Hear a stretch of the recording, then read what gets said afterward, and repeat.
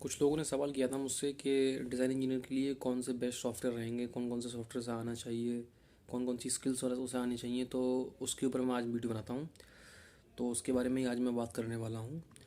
तो सबसे पहले जो एक डिज़ाइन इंजीनियर होता है, HBC डिज़ाइन इंजीनियर, उसको ऑटोकैड मस्ट है, उसको ऑटोकैड आना चाहिए।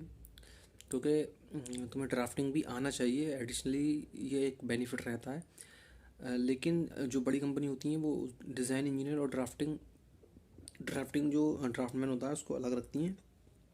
दोनों ये अलग अलग जॉब्स हैं।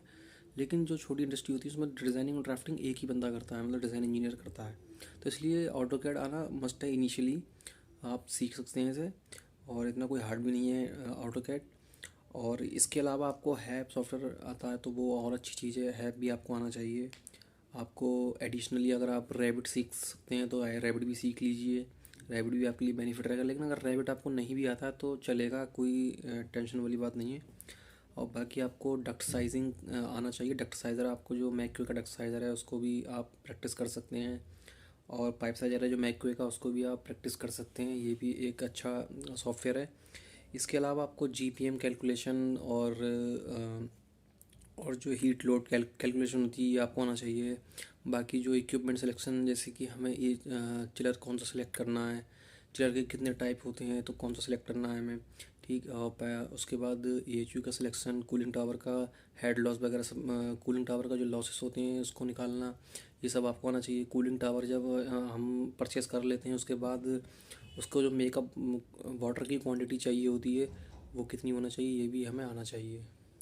और इसके अलावा हमें जो बेसिक एक्सेल एक्सेल वगैरह जो होती है वो तो हमें आना ही चाहिए, वो तो मस्ट है। क्योंकि एक्सेल तो एक एसेंशियल पार्ट ऑफ डिज़ाइनिंग है।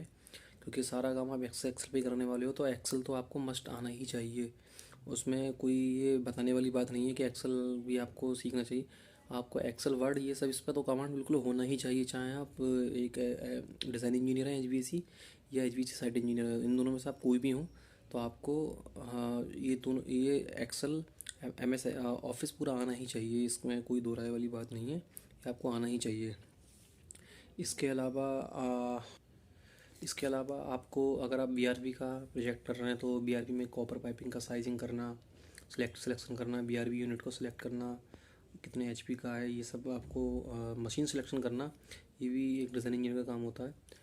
और पाइपिंग का रूट वगैरह सब ये डिफ़ाइन करना कि किस रूट से पाइप को जाना है, कहाँ जाना है, कितना जाना है, क्वांटिटी, उसकी क्वांटिटी निकालना, BOQ बिल, पूरी बिल ऑफ क्वांटिटी निकालना पूरे प्रोजेक्ट की कि कितना इसमें मटेरियल लगने वाला है। ये सब एक डिज़ाइन इंजीनियर का ही काम रहता है। लेकिन जो बड़ी कंपनी होती है वहाँ पर ये एक सेपरेट जो ड्राफ्टमैन होता है वो लोग करते हैं। क्योंकि बड़ी कंपनी में हर बंदे की रिस्पॉन्सिबिलिटी और रोल अलग अलग रहते हैं। लेकिन छोटी कंपनी में तुमसे सारे काम करवाए जाते हैं। तो इसलिए क्योंकि स्टार्टिंग हमारी छोटी कंपनी से ही होती है, इसलिए आपको मैं चाहूँगा ये आप सीख लीजिए, तो उससे आपको बेनिफिट रहेगा। अगर आप सब सिर्फ डिज़ाइनिंग सीखेंगे, आपको ड्राफ्टिंग नहीं आती है, ऑटोकैड नहीं आता है, तो फिर हो सकता है कि छोटी कंपनी आपको ना ले, सिलेक्शन ना हो आपका। तो इसलिए आप अगर सीख सकते हैं तो सीख लीजिए इसे, इसको, कि आपके लिए बेनिफिट रहेगा और आपको जॉब मिलने में भी आसानी रहेगी।